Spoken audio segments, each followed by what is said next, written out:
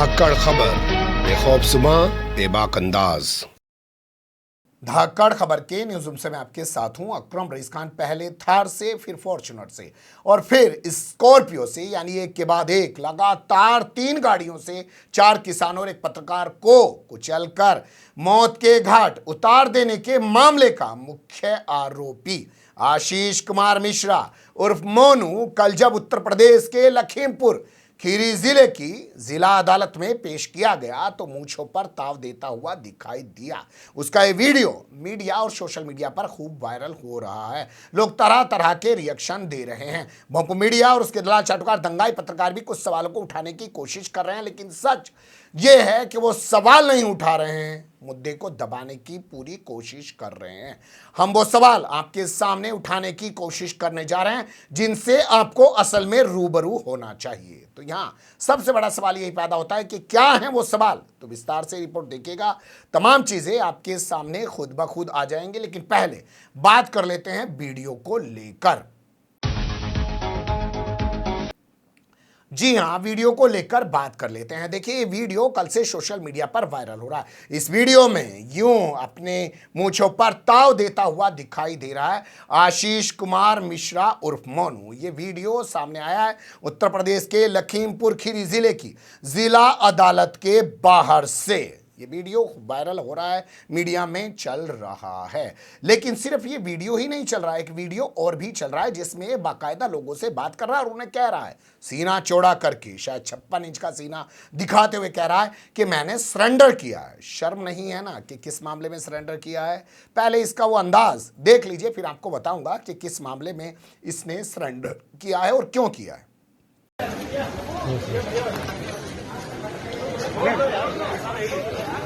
भाई सरेंडर किया है भाई, कोई ऐसा नहीं है मामला।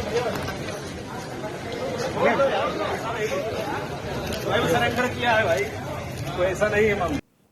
देख लिया आपने किस तरीके से टशनबाजी पूरी दिखाते हुए लोगों से बात कर रहा है और ऐसे चल रहा है जैसे पुलिस वाले उसके आसपास जो हैं वो कैदी के साथ नहीं चल रहे हैं, उसके सिक्योरिटी गार्ड बने हुए हैं। लेकिन अब इसने जो सरेंडर वाली बात की है उसको आप जान लीजिए। देखिए, घटना हुई थी 2-3 अक्टूबर को इसी लखीमपुर खीरी जिले के तिकोनिया इलाके में। वहां किसानों को कुचल के मौत के घाट उतार दिया था, पत्रकार को कुचल के मौत के घाट उतार दिया था। उसके बाद ये लगातार मीडिया पर अपने बयान दे रहा था। इसका अब्बा जो है वो भी अपने बयान दे रहा था, जिसका नाम है अजय कुमार मिश्रा, टेनी पहलवान और अमित शाह के साथ केंद्रीय गृह राज्य मंत्री है, अभी तक भी अपनी सीट पर बना हुआ है। वो भी बयान दे रहा था, अगर मेरे बेटे का कोई रोल हुआ तो मैं इस्तीफा दे दूंगा, अपने बेटे को गिरफ्तार करके खुद जेल भिजवा दूंगा। मेरा बेटा मौके पे नहीं था। बाद में मामला सुप्रीम कोर्ट पहुंचा, एक एसआईटी गठित की गई और उसके बाद 11 अक्टूबर को गिरफ्तार किया गया। इसकी हाई कोर्ट से जमानत हो गई थी 18 जनवरी को और फैसला सुनाया था हाई कोर्ट ने 10 फरवरी को, उस समय जब उत्तर प्रदेश में पहले चरण का मतदान हो रहा था।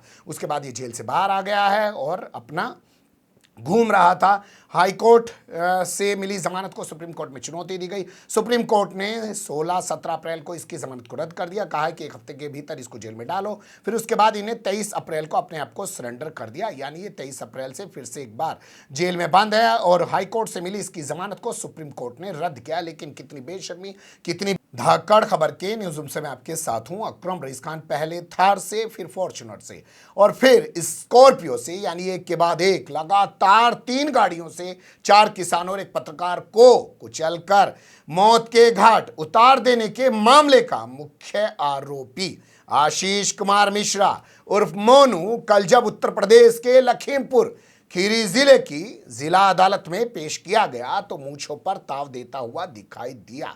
उसका ये वीडियो मीडिया और सोशल मीडिया पर खूब वायरल हो रहा है। लोग तरह तरह के रिएक्शन दे रहे हैं। भोंपू मीडिया और उसके दलाल चाटुकार दंगाई पत्रकार भी कुछ सवालों को उठाने की कोशिश कर रहे हैं, लेकिन सच ये है कि वो सवाल नहीं उठा रहे हैं, मुद्दे को दबाने की पूरी कोशिश कर रहे हैं। हम वो सवाल आपके सामने उठाने की कोशिश करने जा रहे हैं जिनसे आपको असल में रूबरू होना चाहिए। तो यहाँ सबसे बड़ा सवाल यही पैदा होता है कि क्या है वो सवाल, तो विस्तार से रिपोर्ट देखिएगा। तमाम चीजें आपके सामने खुद ब खुद आ जाएंगे, लेकिन पहले बात कर लेते हैं वीडियो को लेकर।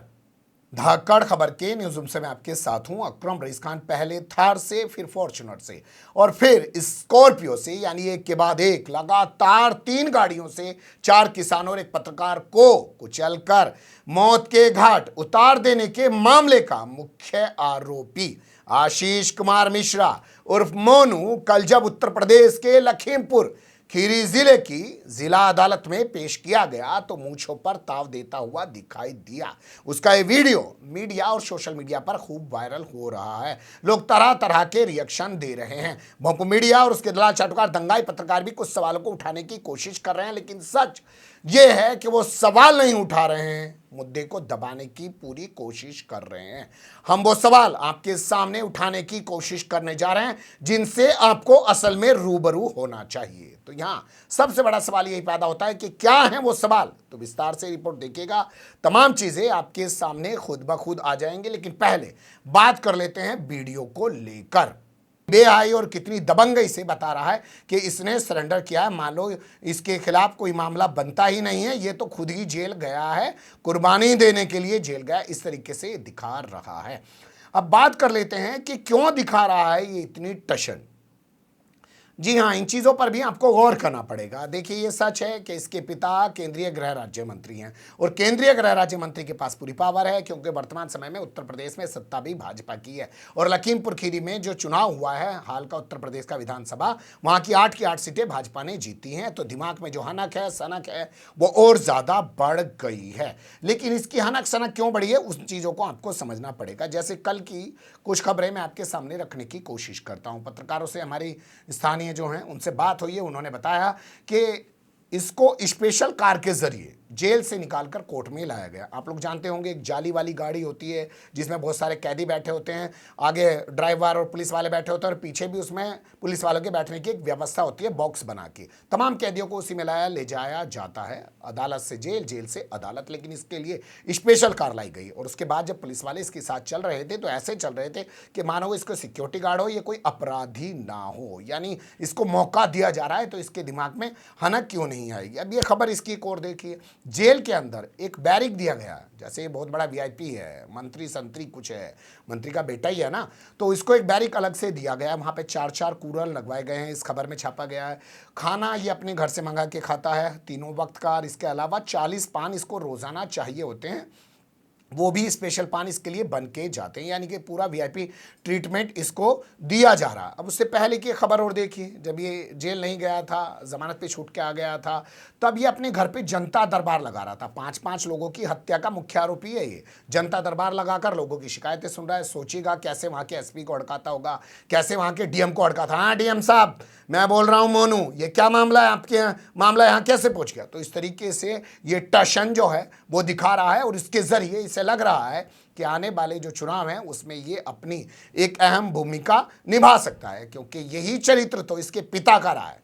जी हाँ, यही चरित्र इसके पिता का रहा है, वो भी हत्या के एक मामले में आरोपी हैं और आज मंत्री बन गए हैं केंद्र सरकार में। तो इसे भी लग रहा है जब बाप मर्डर के मामले में आरोपी हुआ और वो मंत्री बन गया, तो अगर तेरे पे मर्डर का मामला लगा है तो तू तो और बड़ा मंत्री बनेगा। ये इसकी एक वजह हो सकती है। इनके अब्बा का भी इतिहास जान लीजिए।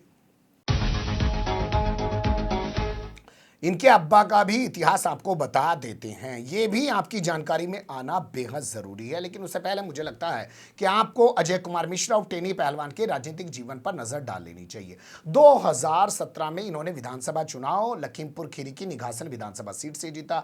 2019 में न जाने इनके दिमाग में क्या आई, नरेंद्र मोदी ने इनको टिकट दे दिया, ये जीत कर उसके बाद इनको केंद्रीय गृह राज्य मंत्री भी बना दिया गया। उसी के बाद से इनका नाम सुर्खियों में आया है असल मायने में। वैसे ब्राह्मण चेहरे के तौर पे इनकी कभी कोई बड़ी इमेज नहीं रही है। स्थानीय पत्रकार से भी हमारी बात हुई है, वहां भी ब्राह्मणों में इनकी कोई बड़ी इमेज नहीं है, लेकिन फिर भी इनको सत्ता का पूरी तरह संरक्षण है। तो ये इनकी वर्तमान स्थिति है।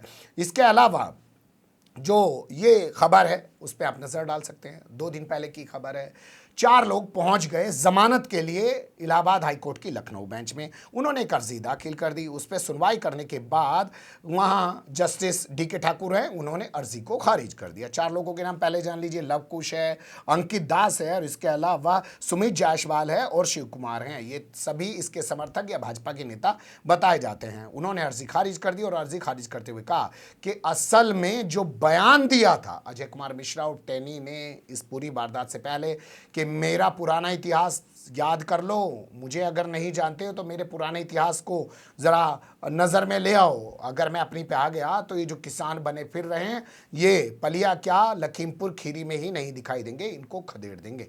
जस्टिस महोदय ने कहा कि उनका ये बयान भड़काऊ था और जो उन्होंने बयान दिया था इसी बयान के बाद ये हिंसा हुई है। साथ ही उन्होंने कहा कि जब पूरे जिले में धारा 144 लागू थी तो आखिर कैसे कुश्ती का प्रोग्राम करा दिया गया और उस प्रोग्राम में केंद्रीय गृह राज्य मंत्री और उत्तर प्रदेश के डिप्टी सीएम केशव प्रसाद मौर्य कैसे शामिल हो गए। इस पर अदालत ने जवाब मांगा है। लेकिन ये तमाम टिप्पणियों के बावजूद भी मंत्री महोदय अपनी सीट पर बने हुए हैं और डिप्टी जो है सीएम वो भी अपनी सीट पर बने हुए हैं। किसी के खिलाफ कोई एक्शन नहीं लिया जा रहा है। मैंने आपको बताया कि इनका इतिहास पुराना रहा है। बाप जब एक मर्डर के मामले में आरोपी है तो बेटा तो चाहेगा कि 4-4 को मार के 5-5 को मार के मर्डर के मामले में आरोपी बनूं ताकि बाप से भी बड़ा मंत्री बनूं। हमारे यहाँ पश्चिम उत्तर प्रदेश में एक कहावत कही जाती है कि एक लड़का गली में खड़ा होकर पेशाब कर रहा है, कुछ लोग वहां से जा रहे हैं, उन्होंने कहा कितना बदतमीज है, चल तेरे बाप से शिकायत करते हैं। घर में जाके देखा तो बाप छत पे कूद कूद के पेशाब कर रहा है। तो आवा का आवा ऊपर से ही खराब है।